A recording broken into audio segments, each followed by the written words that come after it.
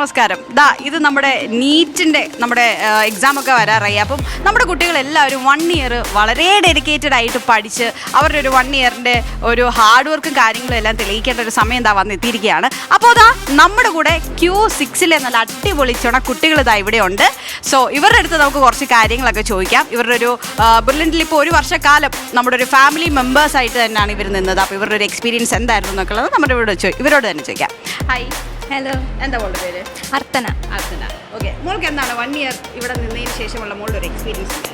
ഇവിടെ നിന്ന് വെച്ച് കഴിഞ്ഞാൽ ഓൾറെഡി നീറ്റിൻ്റെ എന്ന് പറഞ്ഞു കഴിഞ്ഞാൽ ബെസ്റ്റ് എല്ലാവരും എല്ലാ കൊല്ലം ഇവിടെ നിന്നാണ് വരിക. സോ നീറ്റ് ക്രാക്ക് ചെയ്യണമെന്നുണ്ടെങ്കിൽ എല്ലാവരുടെയും ഫസ്റ്റ് ഓപ്ഷൻ ഓട്ടോമാറ്റിക്കലി ബ്രില്യൻ്റ് ആയിരിക്കും. അതുകൊണ്ട് തന്നെ എവിടെയും വന്നത് നല്ല മാർക്കുള്ളതുകൊണ്ട് സ്കോളർഷിപ്പോട് തന്നെ കിട്ടുകയും ചെയ്തുകൊണ്ട് കുഴപ്പമില്ലായിരുന്നു.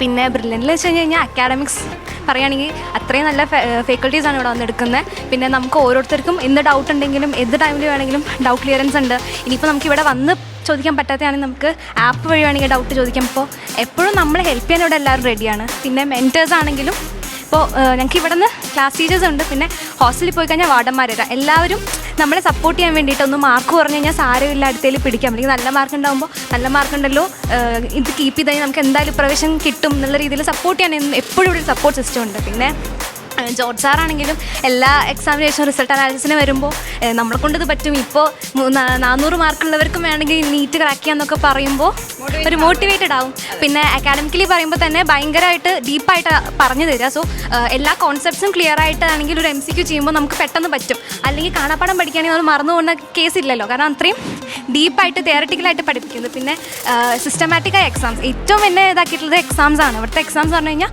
ഒരു കാരണവശാലും ബ്രില്യൻ്റ് വീക്ക്ലീസ് നടത്താണ്ടിരിക്കത്തില്ല. അത്രയും ഇതാണെങ്കിലും എങ്ങനെയായാലും എല്ലാ ആഴ്ച ഒരു എക്സാം നിർബന്ധമാണ്. പിന്നെ അതിന് അപ്പം തന്നെ ഈവനിങ് ആകുമ്പോഴത്തേനും റിസൾട്ട് അനാലിസിസും വന്നിട്ട് നമുക്ക് നമ്മുടെ എന്താണ് നമ്മുടെ ലെവൽ എന്താണെന്നുള്ളതും അറിയാൻ വേണ്ടിയിട്ട് അപ്പോൾ ബ്രില്യൻ്റിൽ വന്നുകൊണ്ട് ബെസ്റ്റ് കിട്ടി. ബെസ്റ്റ് ഡിസിഷൻ ആയിരുന്നു. പിന്നെ ബെസ്റ്റ് ആയിട്ടൊരു കോച്ചിങ് കിട്ടി. ഇനി കിട്ടിപ്പോകാൻ പറ്റും എന്നുള്ളൊരു വിശ്വാസം എല്ലാം ഉണ്ട്. അപ്പോൾ ഓൾ ദ ബെസ്റ്റ്. മോൾക്ക് ബ്രില്യൻ്റിൽ ഏറ്റവും ഇഷ്ടപ്പെട്ടൊരു കാര്യം ചോദിച്ചാൽ അതെന്തായിരുന്നു? ഒരു കാര്യമല്ല, ഒത്തിരി കാര്യങ്ങളാണ് ബ്രില്യൻറ്റിനെ കുറിച്ച് പറയാനുള്ളത്. എപ്പോഴും നമ്മൾ പുറത്തൊരു ഇതുണ്ടാവുമല്ലോ, ബ്രില്യൻ്റ് എന്ന് പറയുന്നത് സ്ട്രെസ്സാണ്, ഒരു ഇതില്ല പഠിത്തം മാത്രം. പക്ഷെ അങ്ങനല്ല. പക്ഷെ ഇവിടെ വന്നാലേ നമുക്ക് അതിൻ്റെ നമ്മൾ എൻജോയ് ചെയ്യേണ്ട സമയത്ത് എൻജോയ് ചെയ്യാനുള്ള അവസരം ഇവർ തരുന്നുണ്ട്. പിന്നെ സ്ട്രെസ് ഉണ്ട്, അഫ്കോഴ്സ് അത് ഏത് എൻട്രൻസിൻ്റെ മേഖലയിൽ പോയാലും നമുക്ക് സ്ട്രെസ് അനുഭവപ്പെടും. പക്ഷേ അതെല്ലാം ന്യൂട്രലൈസ് ചെയ്യാൻ വേണ്ടിയിട്ടുള്ള കാര്യങ്ങളെല്ലാം ബ്രില്യൻ്റ് സെറ്റ് ചെയ്തിട്ടുള്ളത്. പിന്നെ നല്ല മെൻറ്റേഴ്സ്, അഫ്കോഴ്സ് എനിക്ക് എടുത്ത് പറയേണ്ടത് എൻ്റെ 2 വാർഡനാണ്, അശ്ത മാമും നയന മാമും. അവരാണ് മെയിൻ ഉള്ളത്.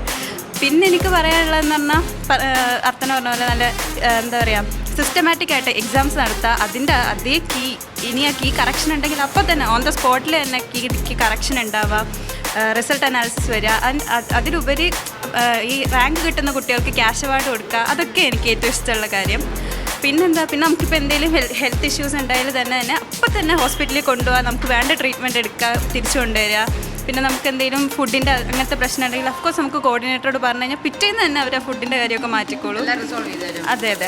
പിന്നെ എനിക്ക് ഏറ്റവും എടുത്ത് പറയേണ്ട കാര്യം ഇവിടുത്തെ ലേണിംഗ് ആപ്പാണ്. കാരണം നമുക്കിപ്പോൾ മോഡൽ എക്സാമാണ്. ഇപ്പം എവിടെ നിന്ന് തുടങ്ങണമെന്ന് നമുക്ക് അറിയാൻ പറ്റില്ല. ഇപ്പോൾ മോഡൽ എക്സാം നമുക്ക് ഒരു ചാപ്റ്റർ നമുക്ക് ബേസ് ചെയ്ത് പഠിക്കാൻ പറ്റില്ല, എല്ലാ ചാപ്റ്ററും പഠിക്കണം. അപ്പോൾ നമുക്ക് ഇപ്പോൾ ഒരു ബുക്ക് എടുത്താൽ തന്നെ നമുക്ക് ഒരു ചാപ്റ്റർ ചെയ്തിട്ട് ക്വസ്റ്റ്യൻസ് ഉണ്ടാവുള്ളൂ. പക്ഷേ നമുക്ക് ലേണിംഗ് ആപ്പിൽ കസ്റ്റം ടെസ്റ്റ് എന്ന് പറയുന്ന ഒരു സെക്ഷൻ ഉണ്ട്. അതിൽ പോയി കഴിഞ്ഞാൽ നമുക്ക് എത്ര ക്വസ്റ്റ്യൻസ് വേണമെങ്കിലും എത്ര ചാപ്റ്റേഴ്സ് ഈവൻ ഒരു മോഡലിൻ്റെ പ്രാക്ടീസ് ക്വസ്റ്റ്യൻ പേപ്പർ തന്നെ നമുക്ക് അതിൽ നിന്ന് കിട്ടും. അതാണ് എനിക്ക് ബ്രില്യൻ്റിലെ ഏറ്റവും ഇഷ്ടപ്പെട്ട കാര്യം ലേണിംഗ് ആപ്പാണ്. അപ്പോൾ ഫൈനലായിട്ട് ഞാൻ ആർ യു ഹാപ്പി എന്ന് ചോദിച്ചാൽ എന്ത് പറയും? Of course I am happy, 100% I am happy. Okay, അത് ആ ഫേസിൽ നിന്ന് തന്നെ അറിയാണ്ടല്ലേ? ഓക്കെ. എൻട്രൻസ് സംബന്ധമായ വാർത്തകളും അപ്ഡേഷനുകളും ഏറ്റവും വേഗം ആധികാരികമായി അറിയാൻ ബ്രില്യൻറ്റ് സ്റ്റഡി സെന്റർ പാല യൂട്യൂബ് ചാനൽ സബ്സ്ക്രൈബ് ചെയ്യുക, ബെൽ ഐക്കൺ അമർത്തുക. ഈ വീഡിയോ മറ്റു സുഹൃത്തുക്കളിലേക്കും മാക്സിമം ഷെയർ ചെയ്യുക.